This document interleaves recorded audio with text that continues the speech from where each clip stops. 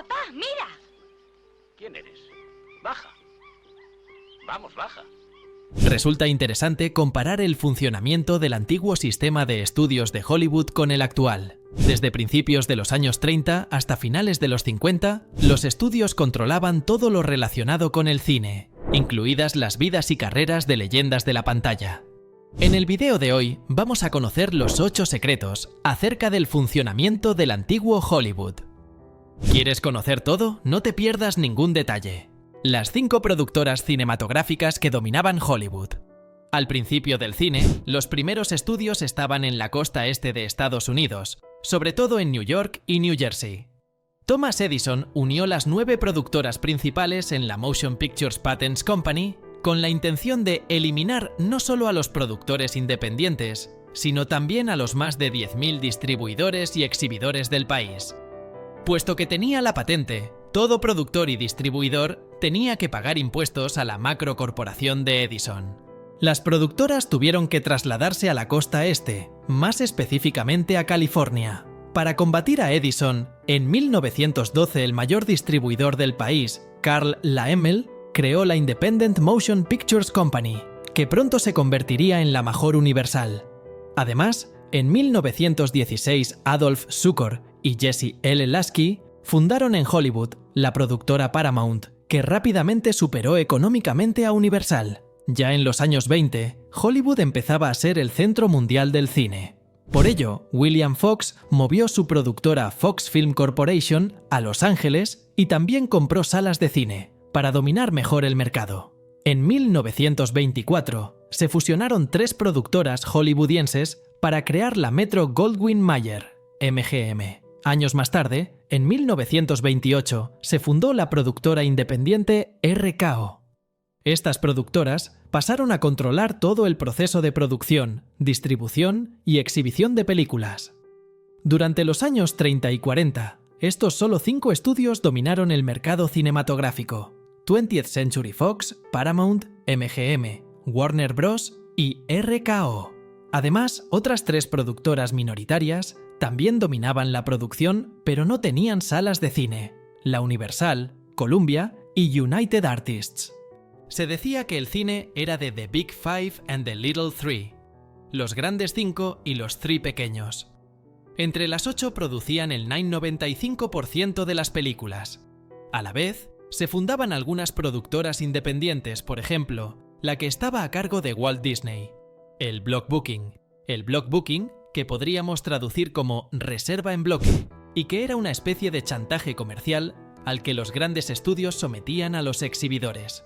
Funcionaba así: si uno tenía una sala de cine y quería atraer al público proyectando alguna buena película de un gran estudio, debía adquirir también una película mala del mismo estudio y proyectarla en doble sesión. Al principio, el block booking consistía en estas sesiones dobles, pero cuando los grandes estudios aumentaron su influencia, empezaron a imponer la venta anticipada de paquetes anuales que las salas compraban, incluyendo abundantes cantidades de films de baja calidad que tanto exhibidores como público debían tragarse. En muchos casos, cuando los dueños de los cines pujaban por un bloque, algunas películas incluidas ni siquiera se habían hecho todavía. Por eso, los productores no tenían ni idea de lo mala que podía ser una película. Es más, si el producto final difería de las descripciones facilitadas por el estudio, los productores no tenían ni idea de a quién podía atraer el proyecto, ni de cómo promocionarlo y programarlo. Los cines también estaban obligados a aceptar cortometrajes, que se añadían a los largometrajes. La reserva en bloque era un gran impedimento para que los propietarios de los cines pudieran satisfacer los gustos de su clientela. El código Hays. Durante casi 30 años, se estableció un sistema generado por William Hays. Durante más de 30 años, un férreo sistema de regulación del contenido cinematográfico puso a los profesionales del momento al límite de su ingenio, con el fin de evitar que sus films fueran presa de la censura. A pesar de ser un indudable periodo de represión, esta necesidad de esquivar la tijera hizo aflorar toda una serie de recursos, de dobles sentidos, de referencias veladas.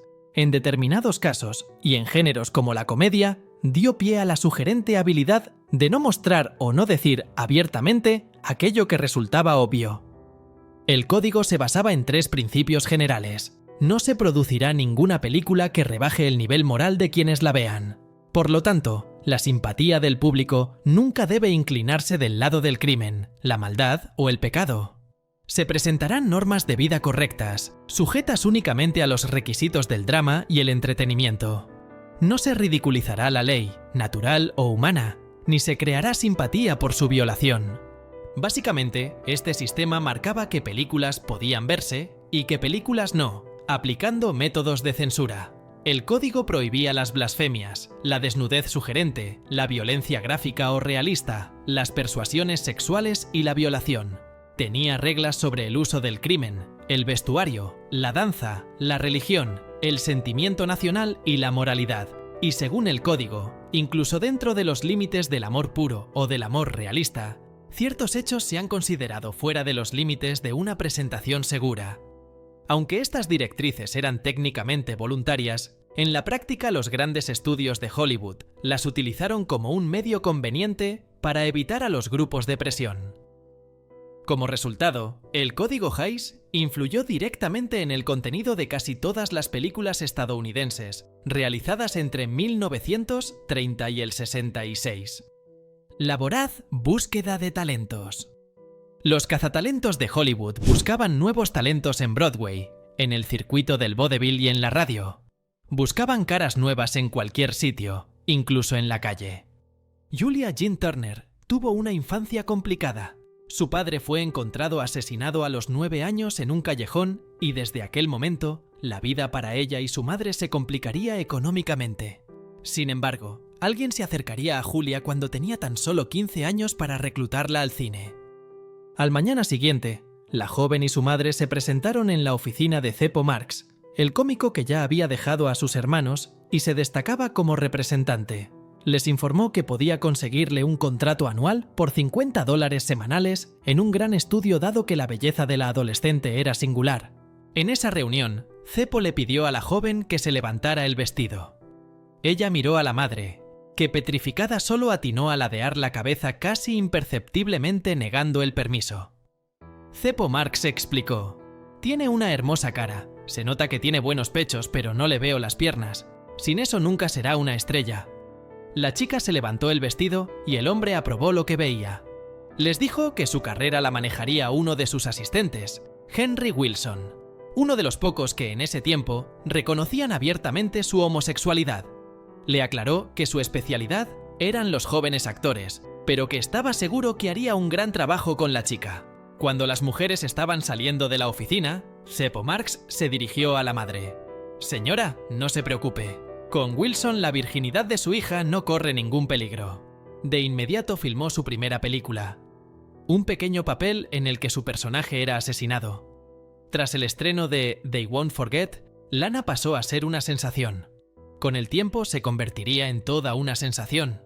Todo aprobado por ese casting que se generó por un hombre viéndola salir del colegio. Después de 18 años de contrato con la Warner, Lana Turner fue dejada en libertad de acción. Pero su carrera no terminó. Fue nominada por primera vez a un Oscar por su actuación en La Caldera del Diablo. 1957 parecía un buen año para ella, pese al reciente divorcio de su ex esposo, Lex Barker. Premios, buenos contratos y un nuevo novio. Sin embargo, su nuevo novio no era tan fácil de llevar. Era Johnny Stompanato, conocido en el ambiente por sus estrechas relaciones con la mafia. Para finalizar la historia de Lana, que recordemos cómo empezó. El gángster atacó en medio de la noche a Lana, trató de abusar de ella y amenazó con matar a todas las mujeres de la casa, como tantas otras veces. Cheryl, su hija, escuchó desde su cuarto y, dominada por el miedo y la furia, no aguantó más. Con un cuchillo de cocina, lo apuñaló varias veces para defender a su madre. Este hecho marcaría a fuego la vida de ambas, aunque afortunadamente pudo volver a actuar antes de su fallecimiento. Un cáncer de garganta acabó con su vida cuando tenía 74 años. Los estudios manejaban la vida personal de los actores. El estudio controlaba todos los aspectos de la vida de una estrella, desde cómo pasaba su tiempo libre hasta con quién salía y se casaba, así como prácticamente cualquier otro aspecto de su vida personal. Si un actor tenía una aventura, se quedaba embarazado, tenía problemas con las drogas o el alcohol, o tenía un hijo fuera del matrimonio. Para el estudio, era una prioridad tratar el asunto y ocultarlo al público. Si un actor era gay, se mantenía en secreto. Los actores permanecían en el armario y se les obligaba a contraer matrimonios encubiertos. Se encubrían los delitos y las fechorías. Los estudios colaboraban con las fuerzas del orden y la prensa para mantener las cosas en secreto. Fue el caso de una joven que estaba dando sus primeros pasos en la industria.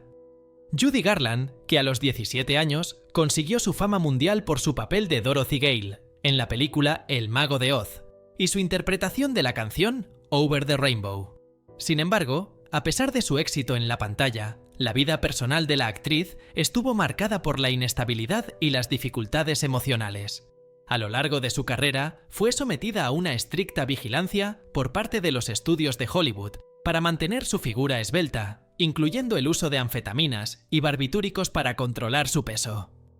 Esta práctica abusiva y las altas expectativas que se depositaron en ella desde una edad temprana tuvieron un impacto devastador en su salud mental y física.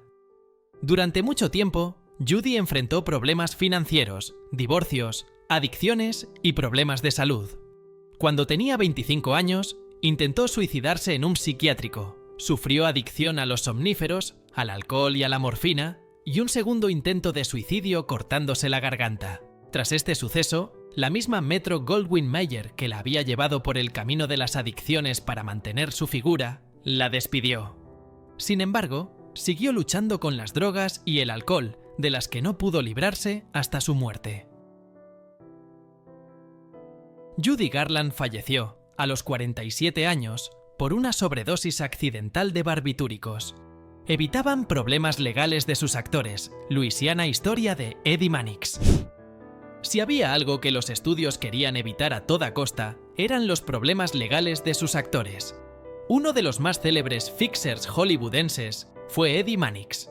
Su función principal consistía en mantener lo más impoluta posible la imagen de los artistas que trabajaban para la productora, aunque para ello tuviese que utilizar las tretas más sucias. Arreglos económicos, chantajes y coacciones, e incluso sus contactos con matones y mafiosos, lograron esconder al gran público muchos de los escándalos en los que se veían involucradas sus estrellas. Mannix revisaba toda la correspondencia que las estrellas de la MGM recibían en el estudio, para anticiparse a cualquier problema en el que pudieran verse involucradas. Pagar abortos, comprar el silencio de víctimas de accidentes de tráfico o sacar a sus actores borrachos de la cárcel eran algunas de sus funciones. Ocultar las relaciones lésbicas de Greta Garbo, resolver un accidente de tráfico provocado por Gable e incluso el asesinato de la actriz Thelma Todd son algunas de las hazañas que se le atribuyen a Mannix, quien tenía como mano derecha al ex periodista Howard Strickling, encargado de que los medios de comunicación publicasen exactamente aquello que al estudio le interesaba ver publicado. Esta función consistía en ocasiones en intercambiar el silencio de la prensa sobre algunos asuntos turbios a cambio de información sobre las miserias de otros actores y actrices. Quizás el escándalo más mediático en el que Mannix se vio involucrado fue la violación de la actriz Patricia Douglas. La joven, que había aparecido como extra en un par de películas, tenía entonces 20 años y recibió la llamada del estudio para acudir a una cita en el rancho Hal Roach. Ella pensaba que iba a participar en el rodaje de alguna escena, pero en realidad fue contratada junto a otras jóvenes para asistir a una fiesta para directivos y comerciales de la MGM a la que acudieron cerca de 300 hombres. David Ross, jefe de ventas de la oficina de Chicago, no dejó de asediarla durante toda la noche. Junto a otro hombre la forzó a beberse un licor de un trago, lo que la obligó a ir al baño para vomitar.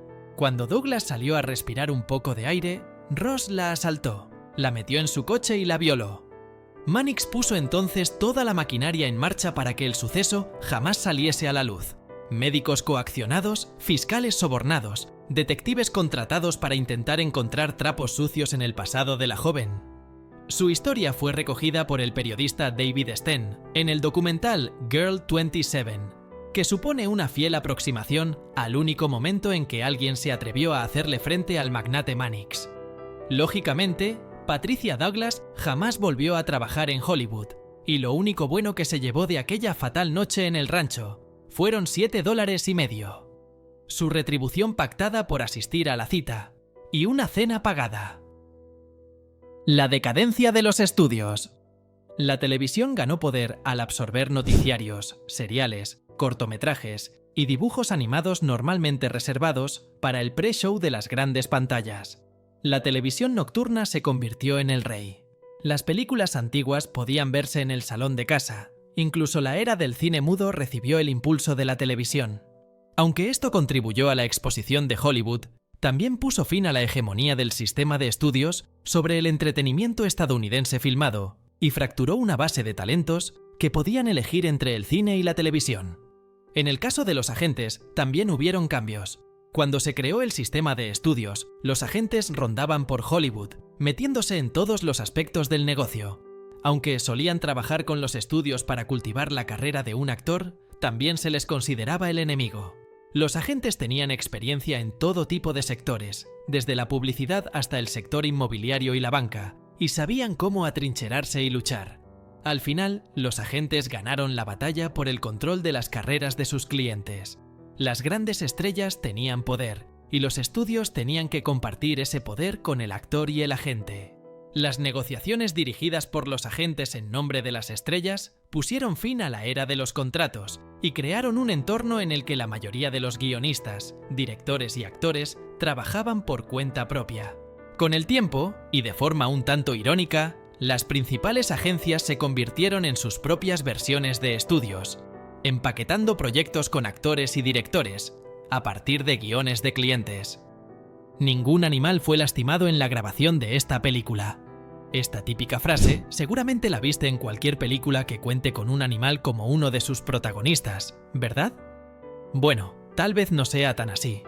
El que por poco se ahoga era un tigre llamado Richard Parker, el coprotagonista no digital de La vida de Pi. Estiró las piernas y caminó en la playa. En la orilla de la jungla se detuvo. Estaba seguro de que me miraría, agacharía las orejas, gruñiría y de alguna forma terminaría. La toma fue realmente mal y se perdió tratando de nadar a la orilla. No se ahogó de milagro. Le escribió Gina Johnson a un colega. No hace falta que te diga que no se lo cuentes a nadie, mucho menos en la oficina. ¿Su oficina? Las de la AHA, una organización encargada de velar por la salud de los animales en set. Uno pensaría que están para cuidar a los animales, pero tal vez no es tan así. Es que la AHA solo cuenta los animales que han sido heridos intencionadamente o mientras la cámara estaba rodando. Los que mueren por negligencia, falta de cuidados o de medidas protectoras no son responsabilidad de la productora ni de la asociación. Un ejemplo de lo anterior se dio cuando al menos 27 animales murieron por deshidratación, agotamiento o ahogados durante un alto del rodaje de El Hobbit, la precuela de El Señor de los Anillos, que Peter Jackson rodó en Nueva Zelanda. Pasaremos aquí la noche. Billy, Killy, cuiden a los ponis. No se separen de ellos. Un campesino y su familia antes vivían aquí. Vienen un elfo, un hombre y un enano a la marca de los jinetes. ¡Respondan ya! Dame tu nombre, señor de caballos, y yo te daré el mío. 4 caballos murieron durante el rodaje de la primera temporada de Luck, una serie de HBO sobre carreras de caballos con Dustin Hoffman como protagonista. El caballo principal, Real Awesome Jet, sufrió tantos golpes en la cabeza que fue necesario sacrificarlo. En Courage, un caballo fue empalado por los hierros de un vagón fuera de control. Un husky recibió puñetazos en el diafragma durante el rodaje de Bajo Cero, y una ardilla murió aplastada en Novia por contrato. La comedia romántica protagonizada por Sarah Jessica Parker y Matthew McConaughey en 2006. Otro caso es la jirafa que murió en el rodaje de El guardián del zoológico, o los varios perros que fallecieron durante la grabación de Marmaduke y Nuestro estúpido hermano. Luck fue cancelada cuando las fotos de los caballos fueron publicadas, pero todas las demás recibieron su aprobación, al igual que Piratas del Caribe, cuyos efectos especiales y explosiones costaron la vida de cientos de peces, pulpos y otros tipos de vida marina. Después de ver estos increíbles datos, ¿qué te pareció el funcionamiento de los estudios? ¿Conoces algún detalle más? Te leemos en los comentarios.